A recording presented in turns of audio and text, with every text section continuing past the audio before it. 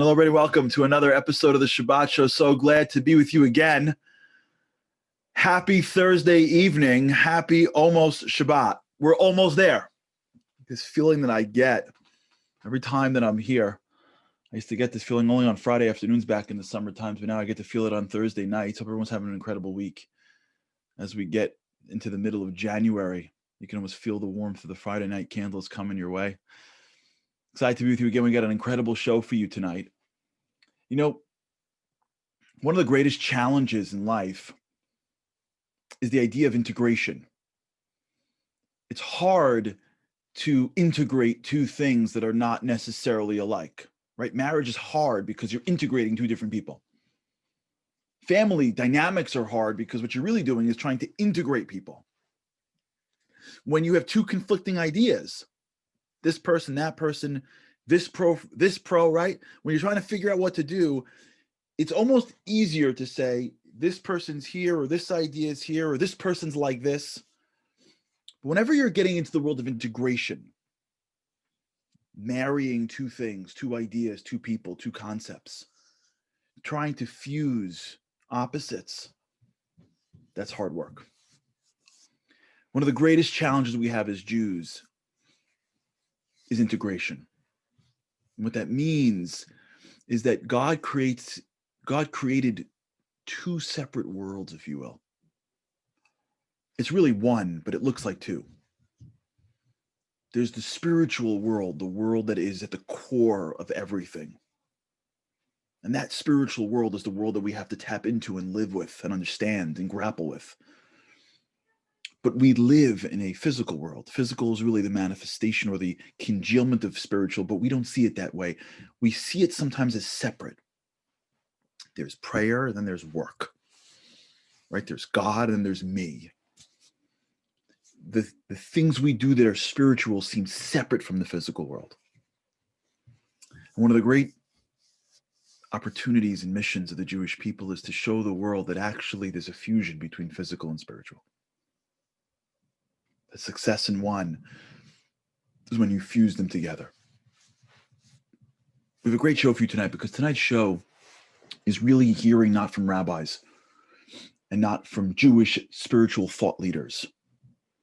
Today's show is hearing from business executives, individuals that have achieved prominence and success in the business world. And what we're going to talk about are how they got there, not necessarily spirituality, but really what are the values and the traits that make success in the material world, success in the physical world. And we're going to try to discover really what is underneath physical success, material resilience, which is something that we all grapple with. This isn't just about business. This is about the physical world. And so I'm excited for this show because this show really, in many ways, is grappling with some of the hardest aspects of being a Jew, pushing the physical to reveal the spiritual, understanding how we can be successful in this world right now, in everything that we're doing. So I'm excited for today's show. We got some great people on the show. Really. We got some great stars. We've got Neil Orbach on the show of Hudson Sustainable Energies. We got Idana Desatnik on the show, who's an international business leader and consultant.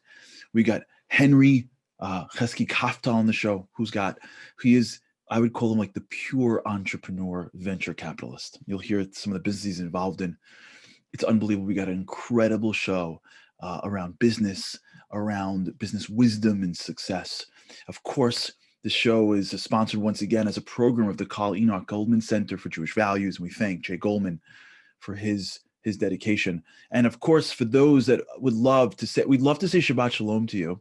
It doesn't just allow us to say Shabbat Shalom to you and your family, but it allows everyone to feel like we're wishing each other Shabbat Shalom. So please feel free to reach out to us on Zoom or on my Facebook page at Charlie Harari, so we can really begin to bring Shabbat in early. We look forward to the show. Stick with us. We got Kahoot coming on around 8:30.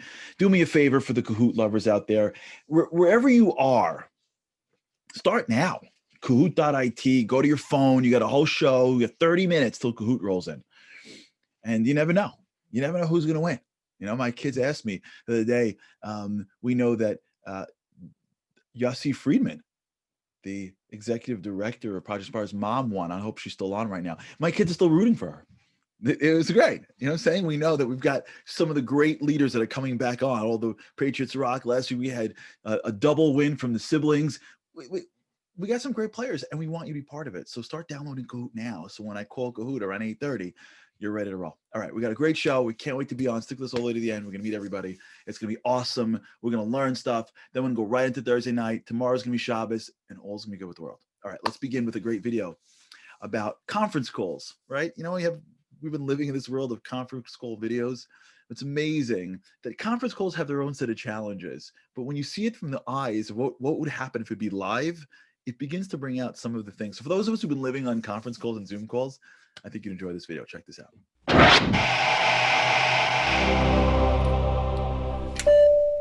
Trip Crosby has joined the meeting.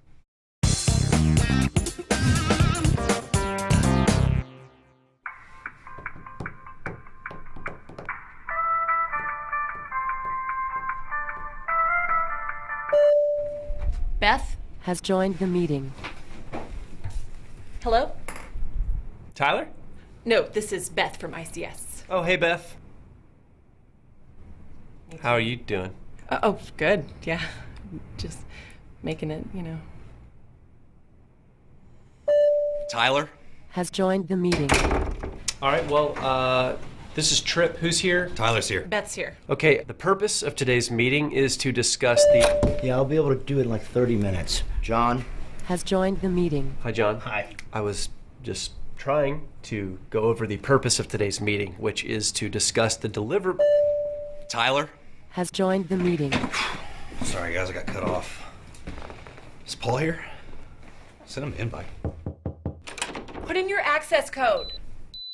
No, that's your PIN number. It should be a 9-digit number. Try pressing the pound key.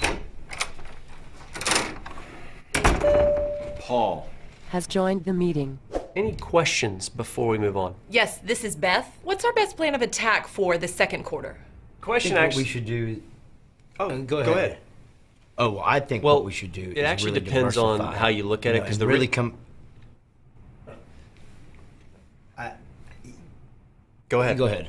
Given sales, we're at a... Let me just say that... Okay. That's a great graph, John. Tyler? Well, my main concern with the projections from last year was that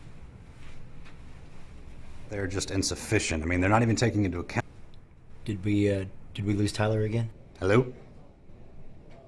John, are you guys taking distributions? John? Oh, my bad. I was on mute. Let me start over. So I've prepared a presentation. I'm sharing it with all of you. You should be able to see it on your screen right now. Got it. I don't see a link anywhere. It says I need to download a plugin. We are all using Macs, I'm assuming? Yeah. How can you? Financials are looking great. Paul, do you have any comments on staffing? I was thinking about that because we get a few more contractor types in. Hold on, I'm sorry. Rex, get down! I don't know. I feel like when I looked at the numbers last quarter, that you couldn't really tell a huge difference. So if we were to really tighten that up, then I don't... To me, staffing is a huge impact. Is that? Is that me? It's not me, I don't think. I just want to go over a couple of details as we move into our next section here.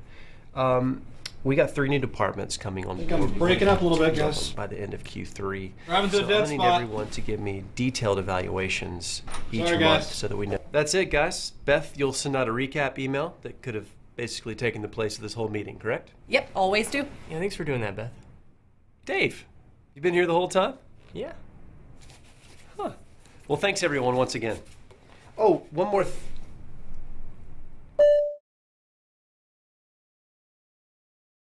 I don't know if you feel the same way, but I felt the same way. Sometimes in life, this is our life. For those of you who experienced this over the past, I don't know, year at this point, you know exactly what I'm talking about. And so thank you for that, for the Project Inspire team. Our first guest, Neil Orbach, is the CEO of Hudson Sustainable Investments. Formerly, Mr. Orbach was a partner at Goldman Sachs & Co., where he co-founded the U.S. alternative energy investment business with Special Situations Group, and led several of Goldman's most successful investments in renewable energy. In total, Mr. Orbach has led investments exceeding $2.5 billion in aspects of clean energy sector, including loans and direct equity investments into renewable power projects, renewable power developers, independent power producers, as well as equipment manufacturers, along with the supply chain. Neil, welcome to the show. Thank you. It's a pleasure to see you. It is a pleasure to see you as well. I'm happy. First of all, before we begin, where are we catching you? I am decamped in Miami Beach. Okay, well, that's a good place to be. Neil is traveling all over the world. He is the first person that I know that I've ever heard that was thinking about when to count Sphira for when that happens based on the international dateline, right? It's an amazing thing wherever you are. That's correct. During that period of time between Passover and Shavuot, I have to make sure that I'm not traveling across the dateline. So I got to fly, if I'm flying to Asia that way, that's right. It's a bit of a pain, but it isn't that bad. Not that bad. That's great to have you on. Now, we're really talking about sort of business concepts, business tips, business leadership. We're living in an incredible world right now, and I'm sure you've seen this in your work, the pandemic, what it's done, leadership. From your perspective as a CEO, what do you think are some of the traits or some of the insights that we can glean from this period of time for those that have managed to survive and thrive during these times? Patience and perseverance, for sure. This period of time has been just an incredible test for so many people. For us in our various businesses, it's actually I'm going to have to dance around certain things that are going on because I'm in a quiet period, if you know what that means, and I know you do. So I'm going to talk a little bit about some of the things that are going on, but perseverance, patience, not getting depressed by the moment and getting caught up in it. A lot of people have struggled, and in one of my businesses, I'm going to try to share this with you. Once the pandemic started, our business dropped about 50 or 60%. And we thought it was going further and further down. I was one of the only voices on the board that was saying, hey, let's not lose hope. Let's be careful, let's hunker down and be ready for a long winter, right? I mean, this was in March, but a long period of struggle. And lo and behold, things turned around, and it wasn't me, it wasn't, it was just sitting there and seeing that what seemed to be a period of struggle was really just a preparation for something that was happening that was actually wonderful. And then in the spring, the business started taking off and doing amazing because it was a part of a wave of companies benefiting by people being at home. So in the very beginning, everyone's locked in. No one can move. And then all of a sudden, people start reacting to their new reality of being in the home. And they start spending on things in the home. Yeah. And that was just, it taught me a lot. It's fascinating you say the word, and it's so true, this idea of being hopeful, this idea of not panicking when things go down, seeing over the hill, if you will, and being able to have the patience and the perseverance that, there's going to be a sunrise at some point. So let's get through the night. How do you, what do you attest that to? That feeling that you have, where does it come from? From your perspective, were you always hopeful? Is there a deeper root in spirituality? Like, how does it connect for you to be this type of person that can go to that place when things are rough? Look, this is my work every day. I mean, my feeling, if I can just answer that question by taking a very quick detour. I believe that our job, and what you said in your open just resonates so much with me. There's a verse in the Torah at the very end, right at the end of the Torah that says, "Uzuan Amar, Smach Zuan B'Tzeisecha V'Yisacher B'Olecha," which means, for those of you not familiar with the Hebrew, you should rejoice. Zvulun is the archetypical businessman that the Torah talks about. You should rejoice in going out. What is the joy in going out? And the definition is actually meeting God in the workplace, we have an opportunity because simcha, that feeling of joy, only happens when we encounter something beyond ourselves. We say this phrase, "Ein simcha kataras hasfekis."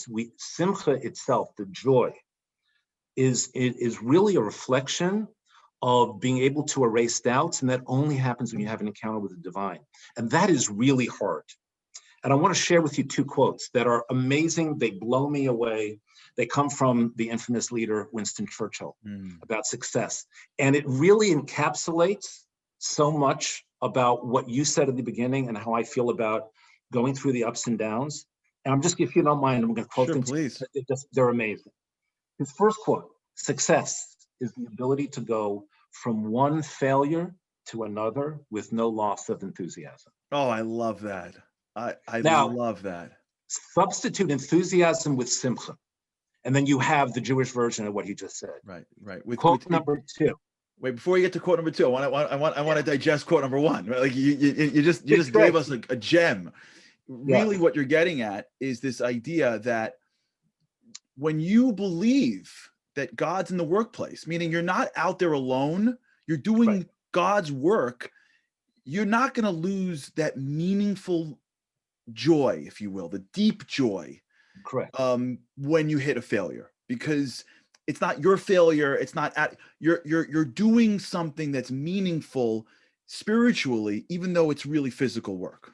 Absolutely. Look, my rabbis tell me, and I went through a lot of hard times over the last several years. It's not been, all up to the right, that classical hockey stick we talked about in business. Right. We say, take time to thank God for the stress and for the failure. Awesome. Now, the advice is to spend half an hour doing that. I'm not there yet. Okay? That's the advanced course. That's the advanced course. That's the advanced course. So that's the PhD level. I'm basically at 101. Here's quote number two, and this is also amazing. It's as impactful, I think, as quote number one. "Success is not final. Failure is not fatal. It is the courage to continue that counts." So if you substitute the word courage for faith, you have in both quotes effectively, I think, what you said at your open and what I aspire to as a business leader. That's amazing. Joy and faith in those two quotes. It is amazing. If I can ask you for a big favor, that's amazing. The wisdoms you just shared. If I can ask you for a favor and just email, if you can, the quotes to the Project Inspire team, and we're going to circulate that. And for those that want, you can go on the ShabbatShow.com webpage, and we're going to get these quotes to you if you'd like. I know I want to download them on my computer. And you're right, but I want them in your language. I'd like to have the Winston Churchill with the Neil Orbach, additions. We want the revisions. But here's the essence for me. You don't experience God except through failure. Very powerful. If you always experience success, right? Where's God? You start thinking it's all you. Right. Then, I'm the high and mighty.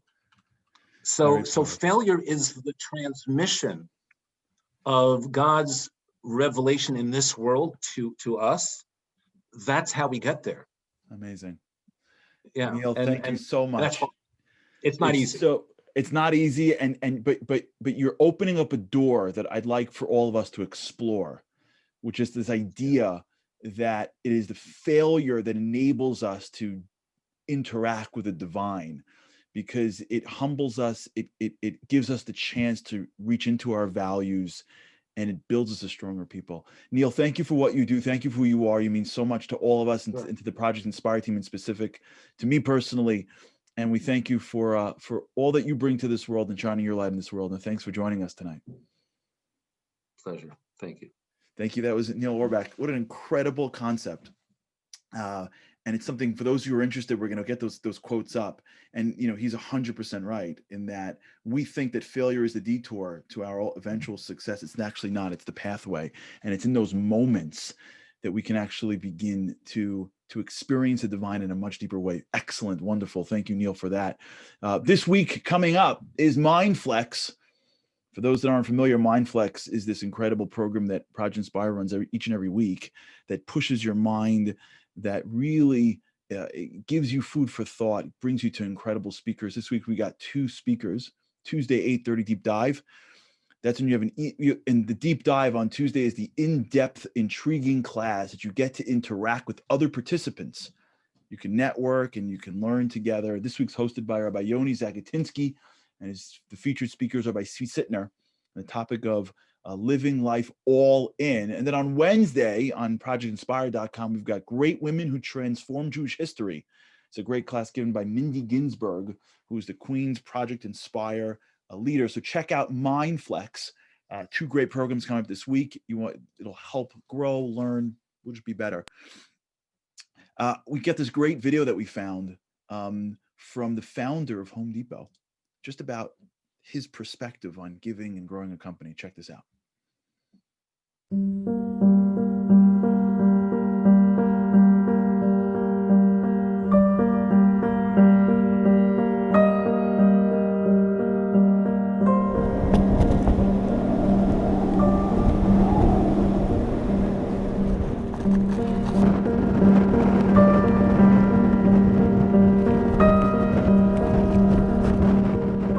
Home Depot stores were about 200 yards, 300 yards away from the tornado path. It became the point where the fire department, all of the rescuers came in. They had no tools. They were allowed to go into the store and take anything that they wanted. They took the shovels, they took the picks, they took power saws. They noticed that people were coming into the store with pets. Nobody knew where the pets were. They picked them up off the streets. They were wandering all around. And they started to bring the pets to our store. So we set up a portion of the store. We got 4 vets in town to volunteer, and it became a triage for vets. We ended up being the place where people came looking for their pets. And this is what we do at every kind of a tragedy in the United States, whether it's a fire or it's earthquake or it's floods. It's probably one of the most interesting cultural things in American business. I don't know of another major company that has anything approaching this, anything. And by the way, it happens week after week when tragedies happen all over the United States. And you never read about this in the newspaper, did you? Okay, all right, that's tzedakah, by the way, when you do it and you don't look for the acknowledgments. Tzedakah is part of our livelihood. That's how I grew up with tzedakah in my household, and we instilled that with all of our people. That means every single manager, every assistant manager was trained by me personally. And I explained tzedakah. I explained being Jewish, this is how I grew up, and why I do it, and why I feel good about myself when I do good helping other people. And it's amazing how people responded to it.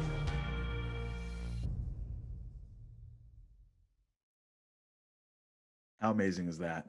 How amazing is Bernie Marcus, the head of Home Depot, basically saying it's tzedakah that drives me as a human being and what I teach my managers at Home Depot.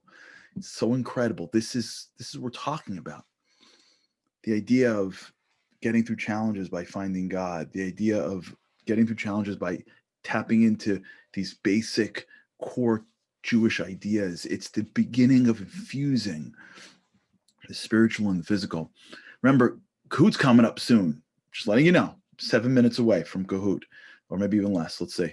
But just wanted to get everybody ready to roll. Our next guest is an incredible person. Idana is a leadership consultant, executive coach, and educator. She works with the senior executives in the Fortune 500 companies, helping these leaders, their teams, and their organizations navigate and succeed in these competitive and challenging times. Before starting her own company, Idana led the worldwide functions of leadership and organizational development at large global companies, including Merck and Honeywell. Early in her career, she worked at Nabisco and Pepsi. She holds an MBA from the Wharton School and the University of Pennsylvania, and her undergraduate degrees in economics from Tulane, where she met her wonderful husband, Lloyd, who was on our first ever Momentum's Men trip. And Idana was the 2011 JW Momentum trip, and it changed her life. She and her family have now moved and live in Teaneck, New Jersey. I had the opportunity to catch up with Idana earlier in this week. Had a wonderful conversation with her. Check out this interview. I know that you're so busy. Give us a sense a little bit about some of the work that you do so we can get a context of just what you see. Okay. So, Charlie, I think, first of all, I spend all of my time working with, really large companies and their top leadership teams. It's what I do. I do that in a couple of capacities. I do that through executive coaching, working with these really top leaders. I work with their teams. I work with helping them think about their organization. So it comes from an executive coaching perspective and a consultant perspective, and I'd probably say an educator perspective. Give us a perspective a little bit about leadership during these times, what you've learned, what you've gleaned, some of the insights you can share with us from the boardrooms that you sit in. Yeah, thank you. I mean, it's so interesting. I think there is no doubt that this has been by far the best learning year ever. I've had this incredible privilege to sit in with these top leaders during incredible crisis management times. It's just times that they never expected. Most of these leaders are used to feeling in control. They have plans. There is no playbook for what just happened. If you think about it, Charlie, the world just stopped. Their supply chains, tied up in China, stopped. Their products couldn't come here. That stopped. Brick and mortar work stopped. And most importantly, I would say that their employees who are used to coming into the office and driving innovation and change and the work that they do collectively together just were stopped and were stuck at home. And not only stuck at home, but their young children were stuck at home with no sitters. Their their other kids were homeschooling them. Adult kids were moving in. Parents maybe were home with them. Maybe people were sick. Everything about the employee's life changed. And it was no longer that they were kind of coming to work and leaving the problems at home. Leaders had to engage and think about people in a completely different way if they were going to drive forward their strategy. What distinguished between the leaders that made it and those that didn't? Like, what was it that gave some people the ability to drive this and some people not? So I think the people that really did well during this time allowed themselves to pause and really think about their people as people and really connect to them and really think about, from an empathetic perspective, how do I engage people in a very different way? We're in a new year, new calendar year, and we're in a very interesting time too. The world is changing. It's unclear what's going to be, when it's going to come. And so from your perspective, maybe you can share a couple of the top sort of insights or tips that you've seen work that we can take with us. I would think about resiliency. I would talk about empathy and gratitude, and probably talk about relationships. And how I think about that is, first of all leaders fail at different times. And I would say during these particular times, I mean, things have been completely out of control, right? And they have to kind of navigate. And not only the world stopped, but there was a lot of social unrest. A lot of things happened that impacted organizations. And so I think when I think about resiliency, my father used to always say to me, Charlie, I'd come home, I'd say something really great happened. And he'd be like, Idana, anyone can do well when things are going well. The question is how do you do when things are not going so well? And that ability to really have your character tested and to really think about, how do I bounce back? How do I dust myself off? How do I play when there is no playbook? And how do I engage others to do that effectively? I think has been a huge piece if I think about resiliency and how people as leaders need to do that differently and even better and learn quicker from their mistakes so they can be ready to go for the next thing. Interesting. Probably the second piece would be around just empathy and gratitude. So I think, people are going through really hard times. I mean, it is unbelievable. You have people that are overwhelmed at home. You have people that are lonely at home if they don't have other people around them. You have people going through tremendous, tremendous stresses. And so how do I engage my organization, my employees, my talent in a way that's going to bring out the best of them? And by the way, also deliver this incredible pressure I have in the marketplace to deliver results. Mm-hmm. So I think empathy and gratitude is probably my second area. And I might think that the third area is kind of what I would consider foundational is around relationships. The way people build relationships during these times, do I trust you to work with me? Do I trust us to have a collaborative relationship and work together effectively? When we think about talent and we think about how do people really move around an organization or make a difference, move up in an organization, it all comes from real solid and deep and meaningful relationships. I don't mean networks, I mean relationships. So, it's so fascinating what you said, because when I'm hearing the tips that you gave and the lessons you learned, when you hear different industries, if you go to an industry of education, if you go to an industry of psychology, those key aspects would be more apparent. When you go into a boardroom of a multi-million-dollar or billion-dollar company, you would think what you'd get is financial acumen, strategy, execution, being able to be adaptive in market conditions. You wouldn't necessarily hear resilience, empathy, gratitude, and relationships. And yet you're driving it as sort of the insights you learned from leadership. And I just find it fascinating how much these core traits apply across the board. Do you find that to be the case, that although the world thinks it's one way, the greatest business leaders really are people that have worked on themselves to achieve what are very personal goals? 85% of what makes you really interpersonally effective and be able to drive as a leader has to do with much more of the other pieces that you just articulated. The ability to connect to the organization, kind of what we might consider the softer stuff, right? Do I understand the style that I need to communicate to you? How do I inspire you? And that really does come from a lot of the values, if you think about, that we talk about a lot on this show. Amazing. Well, Donna, thank you so much for being here, and continue your leadership everywhere, both in the boardroom and in all the different things that you're involved in Project Inspire and the community and all the wonderful work that you're doing. And it's an honor to have you on and continue shining your light on this world. Charlie, it is such an honor to be here. First of all, with you, you've had such a huge impact on our life, as have, Project Inspire. And I'll also just tell you that the Shabbos show has been so important. As we've kind of gone through our own journey and have really embraced doing Shabbos, it's changed everything about how we operate as a family. It's just been this incredible gift to be able to disconnect so that we can reconnect to ourselves, to our families, to learning, and just be able to pause and renew so that when Shabbos is over, we feel refreshed and ready to tackle the world. And I can't even begin to thank you and Project Inspire for the projects that you do, the online learning you provide, the trips, and the incredible city leaders that are there for resources. The one-on-one learning, it has all played such a huge role in our lives. I not only hope to bring it to people here, but I use it every day in my leadership work. It is the foundation. It's the absolute foundation of how leaders need to operate. Amazing. Well, that's awesome. And I know it means so much that you're a part of us, and continue doing what you're doing. And we hope we get to see the show together live in Jerusalem soon. Amen. That was Idana. Just note how incredible these concepts are, sitting with leaders in the boardroom, and she's identifying the traits that really lead is not necessarily the financial acumen or the pragmatic strategy. It's empathy. It's relationships. Now, you need to know stuff. You can't just roll in with empathy and be like, let me run a company. But really, we're getting to the core of the fusion of these two worlds. And what we're seeing is that when you're able to excel in some of the spiritual aspects of your life, it has tremendous implications to the physical world. So thank you, Idana, for that. It is now time for Kahoot. For those who have already prepared, you're going to be rocking and rolling.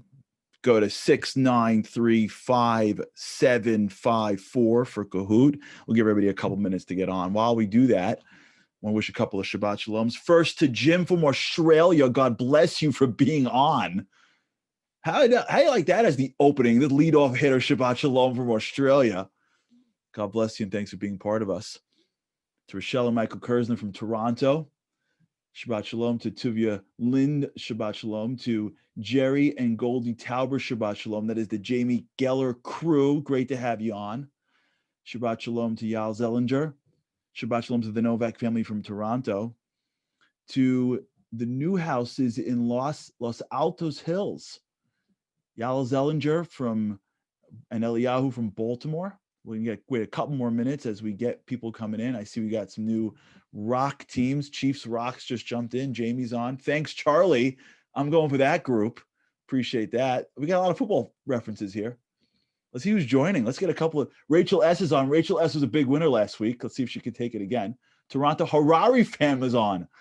I don't know what that. Okay. We're rocking and rolling over here. We'll get everybody 1 or 2 more minutes to let people get on so we can play Kahoot with more people. If you're just playing against your family or friends, that's all good as well. The Silvers in Highland Park, Shabbat Shalom. Henya from Toronto, Shabbat Shalom. Mike Sokolik from St. Louis, Shabbat Shalom to you. Fran Hirsch in Chicago. David Zlotnick, Shabbat Shalom. The Mervis family in Silver Spring, Maryland, Shabbat Shalom. John from Oxfordshire, England. This is an international show. Okay, enough waiting for Kahoot. Let's rock and roll. Kahoot, let's go. Here we go. Question 1. The Shabbat show.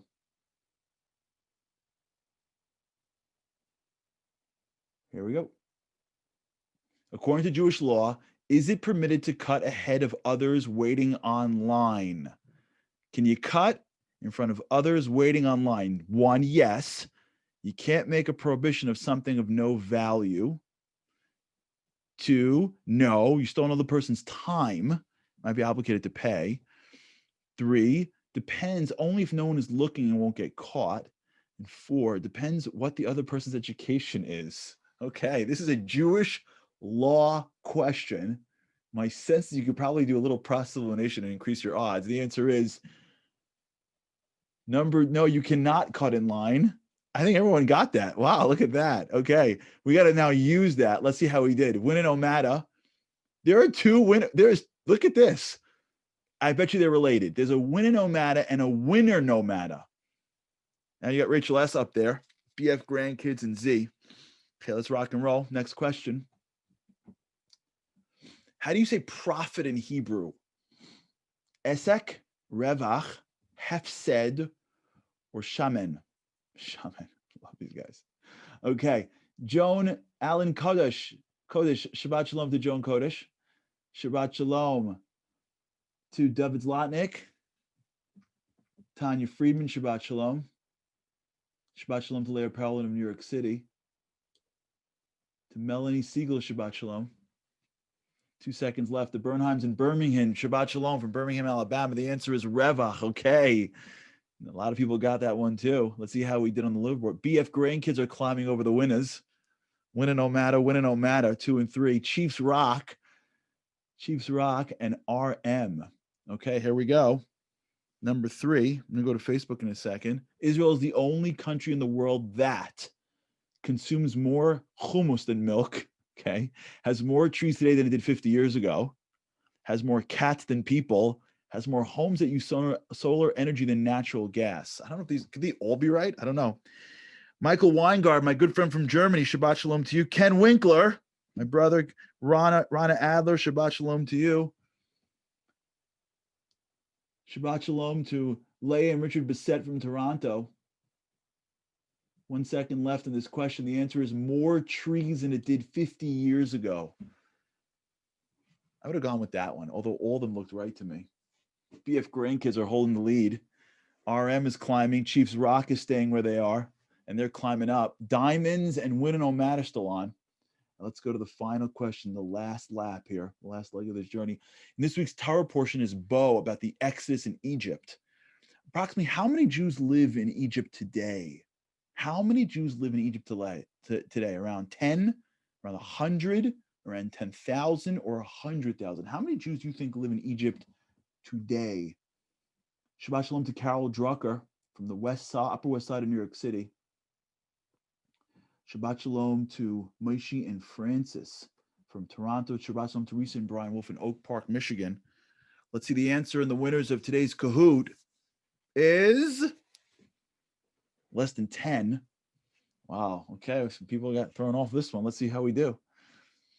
Let's see who the final winners are. Number 3 goes to RM, a consistent player at this board. Congratulations, RM. Chiefs Rock. Chiefs Rock climbing up like the Chiefs do, even though they almost lost Patrick Mahomes last week. And BF Grandkids.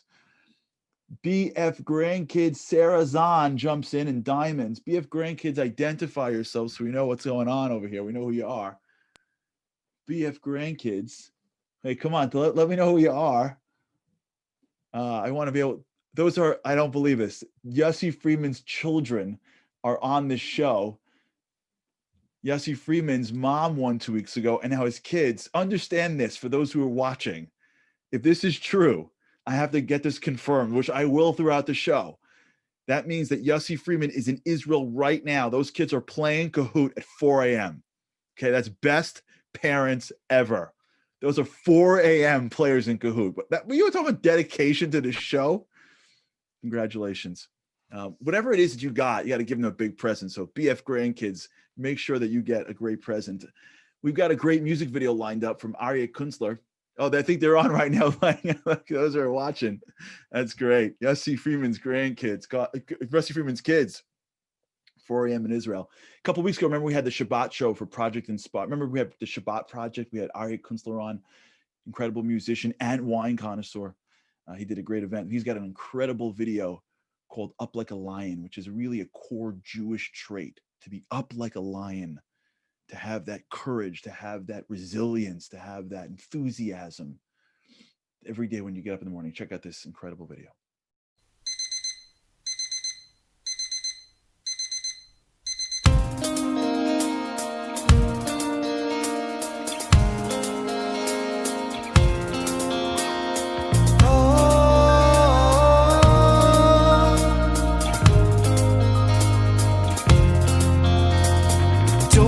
That you have the lion in you? Don't you know that you have the heart of a king? Don't you know that you have the power in you to fight whatever struggle tomorrow may bring? Don't you know that the sun is rising and it's time to open up your eyes? Don't you know no matter how the winds blow, you won't be swayed from your will to survive.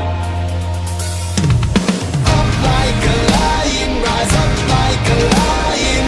Let him hear you roar, let him feel you roar. Up like a lion, rise up like a lion. Let him hear you roar, let him feel you roar. Let him hear you roar, let him feel you roar.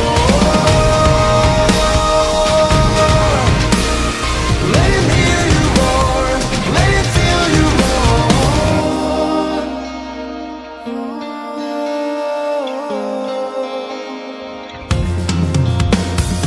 Don't you know that there is a fire in you? Don't you know that you are a beacon of light? Don't you know whatever the dark may bring, you'll be the one to light up the night? Don't you know that the sun is rising and it's time to open up your eyes? Don't you know no matter how the winds blow, you won't be swayed from your will to survive? Up like a lion, rise up like a lion. Let him hear you roar, let him feel you roar. Up like a lion, rise up like a lion. Let him hear you roar, let him feel you roar. Let him hear you roar, let him feel you roar. Let him hear you roar, let him feel you roar. Strength from moving on. Look deep in yourself, pushing past the pain that's hanging on, and its grip is tight and strong. These scars on your back won't hold you back no more. Strength in moving on. Look deep in yourself, pushing past the pain that's hanging on, and its grip is tight and strong.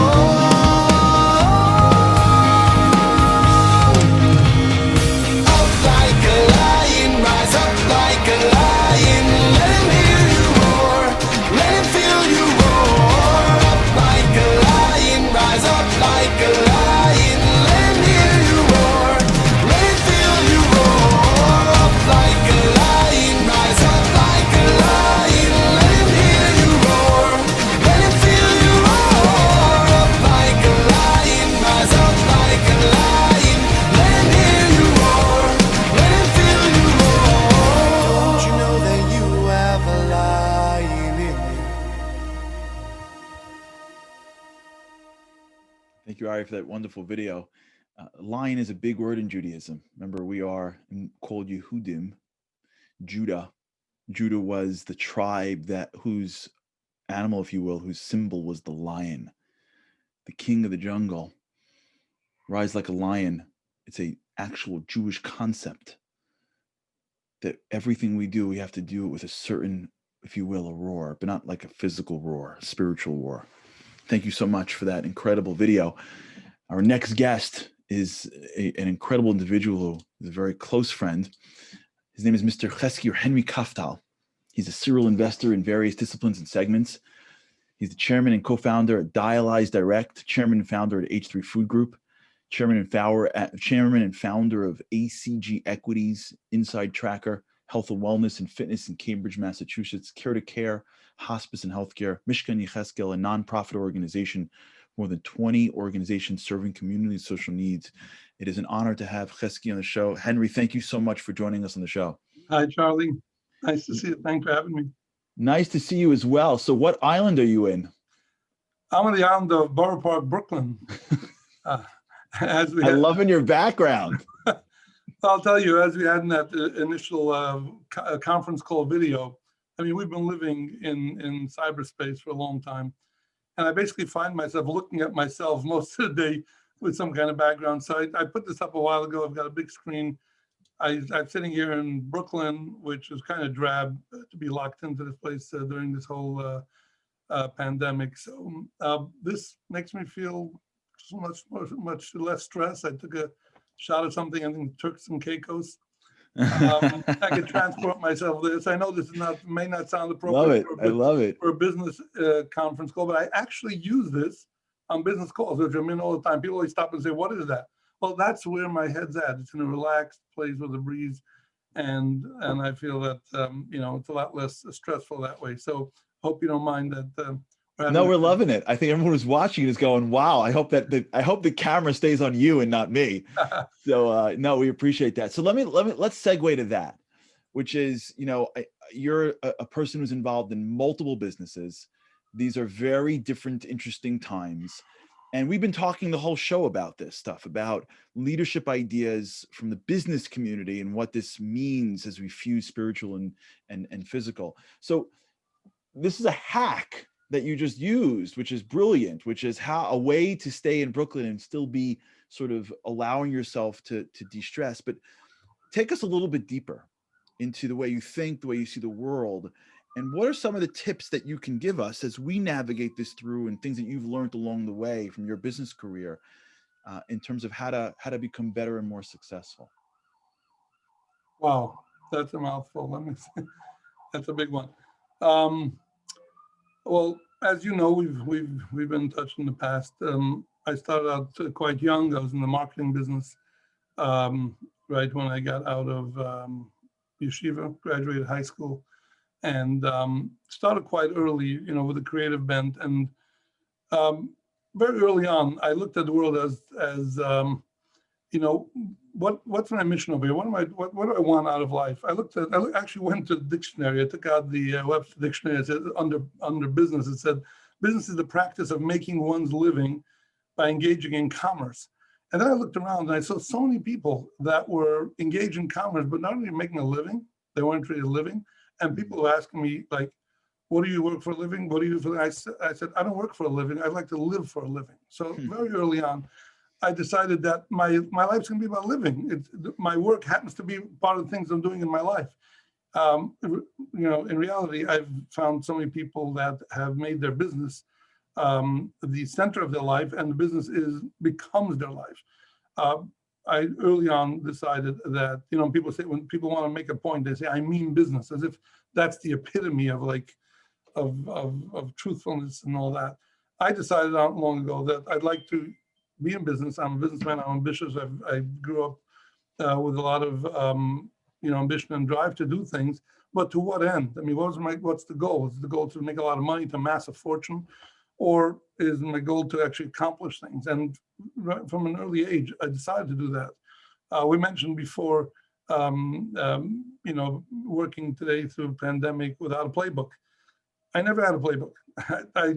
I look at business, I look at opportunities.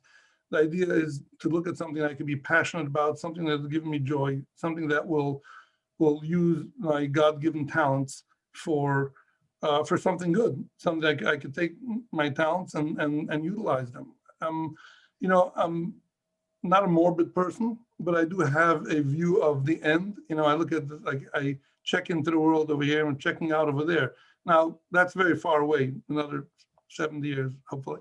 But I always think about at that point, like what's going to be important to me? What that I'm doing today will be important to me at the tail end of this thing. Yeah. I'm not even talking about when we come up to Shemayim, we come up to God, and they say, like, what did you do? Like, who is this guy? And they might say, oh, he owned Evergreen, he owned Gourmet Glad, he owned this business, he owned that business. It's not going to be relevant at all. You know, the achievements are going to be the way I touch people's lives, the way I bettered people's lives, the way I actually accomplished something, built, created, comforted, supported. That's going to be what's going to be relevant. So in thinking of that, I've watched so many people, because I'm really like a watcher, you know, I've watched so many people that made a lot of money and then lost it, or made a lot of money and lived miserable lives with a lot of money. So, you know, I set out to say, look, I want to make a lot of money because I need a lot of money, because the way the world works is in order to accomplish things, you need a lot of money. You need money to do things. And I got into businesses that I liked and that I thought that I could actually do something in that business that would be able to change the world or touch a lot of people's lives. And that's why you see this varied things from food to real estate to healthcare. And thank God, I've had some amazing successes. I've had some fantastic failures. It really, pretty much what life is about. Life is not a hockey stick. Life is pretty much like that. And you know, it's interesting. You know, it's interesting what you said. I want to drill down on, which is this idea that, you know, you're not in business to make a living. You're in living to make a living, and so you're trying to find ways to make a difference. As you know, there's this great concept where, you know, you're supposed to be thinking about the end. We're supposed to have a moment where we are cognizant of the fact that we are not here forever, and that drives our decisions. Not in a morbid way, but just right, not in a morbid way, in a very realistic. empowering It's a way. reality. That's right. You know. Yeah, you know, it's amazing. Based on what, you know, it's interesting. I want to ask you about this. I don't know if people are aware or remember this stuff, but a year ago, a little bit more, December 10th, 2019, there was a shooting in Jersey City, if you remember. That a gunman came into a kosher grocery store in Jersey City, New Jersey, and opened fire and killed people at the store. Now, I understand that, and tell me if I'm getting the story right, which is you're in the grocery store business. I know many of your grocery stores. In fact, I think that, you know, a lot of my income exactly goes to your grocery stores. If I can look at my at my expenditures, by the way, but that's a whole nother story. That you're in the grocery store business. From what I understand, that the grocery store that was shot up wasn't your grocery store, and yet you and a few people went to the grocery store when they did get it up and restocked it and helped them get back to me. Tell us a little bit about what happened there. Well, it goes to the core of what, we're not in the grocery business, by the way. We're in the business of serving and elevating the kosher food experience to a completely new level. You know, as you know, in your I can testify to that. Right, in your corner, in your neck of the woods, I actually fell into the business. I actually just was not in the food business, other than my quite apparent affinity for food. But other than that, I didn't know anything about the food business about 15 years ago. And I went into an area, we found, you know, there was a challenge there. We ended up coming in and pretty much, let's say, saving the day with the concept saying, you know, kosher food has always been kind of a hostage situation. You know, you have to buy kosher, so service was non-existent, and they're just pretty much, you know, come and pack your own bags. And when I went to this, I didn't go into the grocery business. I decided right from the beginning to open a corporate entity that would train people, that would service you know, patients, that would take kashrus to a next level, that would you know, create a buying experience that would be unparalleled. And I hope you actually enjoy it. We do. As other people. And we have several. I'm involved in 2 different groups, in Gourmet Glad, Evergreen. But you know, once we got the hang of it, we built, and Baruch Hashem, thank God, people actually appreciate it and they love shopping there. And then when this horrible thing happened in Jersey City, to just go Jersey City kosher, to Mr.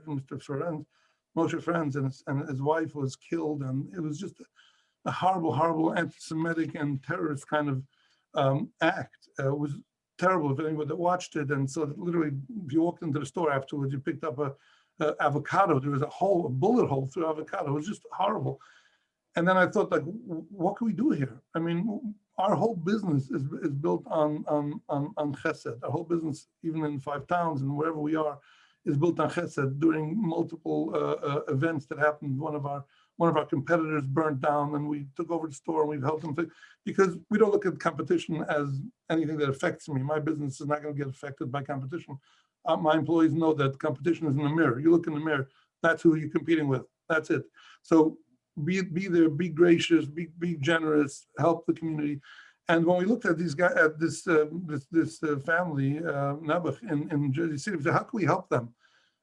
He had no clue. The guy was completely shattered, as you can imagine. And we realized that we can never bring back the loss of life, but we could give him something that would help him go forward. And we had the experience, we had the buying power, we had connections. It was pretty clear to us that we could probably recreate something pretty quickly. And we got together with a group of other stores. And my partner, Joe Brockfeld, I got kudos to him. He took the lead on a lot of this. And we actually helped him build a store. Within 3 months, he had a gorgeous new store. It's called the Olive Branch in Jersey City. So he was able to get his life, at least that part, the financial part of life back. But what was that? That was really just utilizing what God has given us to help. An amazing story. Chesky, thank you so much for joining us and for your leadership. It really does complete this package of where, when your insights and your ideas are aligned, it really does lead to your actions. We thank you for who you are and for all that you do for our community and for everybody around you. Thank you for having me. Great It's an honor to have you on, and we thank Chesky and Henry Koffer for being there. And what an incredible story of somebody who believes in something, but yet is able to drive it into real action, take over someone else's store. Can you imagine? And just help rebuild it. We got one more video for you before we end the show today. Check out this video that we... Clearly, this is the opposite of what we've been talking about until now, but it just goes to show you just how far it can go in the other way. But really want to thank you for tuning into tonight's show. And really the goal of tonight's show, is to really begin the process for all of us in our lives to push ourselves in our physical worlds, to dig deeper, to find the spirituality in our physical lives.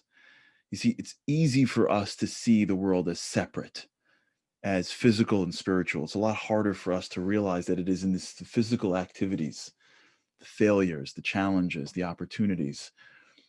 It's in these physical activities that we do every single day where we really can deep down and find spirituality in unique ways.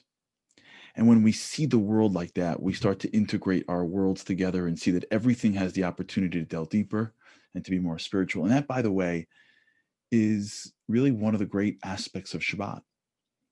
You can't really get to this level until you have time to stop and pause. And one of the great concepts of the Shabbat is to stop and look back in our weeks and see if we've pushed ourselves deep enough. Those conversations that we had 100 miles an hour now are replaying in our heads, and maybe we can have a moment to say, maybe I should have done that differently.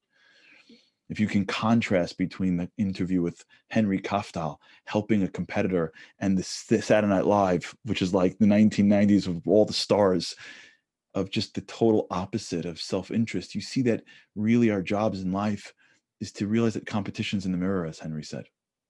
And our job and our goal is really to become bigger and better in everything that we're doing. And that happens when we break, when we look up, when we realize that God's running the show, when we live in the world of Shabbat. So on behalf of me and mine, to you and yours, I wish you a Shabbat Shalom. May this Shabbat be one that gives us greater wisdom, with the ability to create greater fusion into our lives, to bring physical and spiritual, to deepen our spirituality in our physical lives, to take the advice of our business leaders and be better in every aspect of our lives. I hope next week to see you in Jerusalem, but if not, we hope with God's help to see you on this show. And so, on behalf of all of us, have an incredible weekend, a good Shabbos, and Shabbat Shalom. We together call it shoot. With every generation, they take one, raising the haters. Then I shim hit the pavement, blazing the savers. Then the world asks where they went. Patients are faithless. The Torah gave the whole world a facelift. If hatred is baseless, we take it, erase it, and exchange it for that master goal. We don't forget wherever we may go. There is only one place we know, and it's called Zero. Pieces and you're just falling down, falling down. I'll pick you up, and if you feel like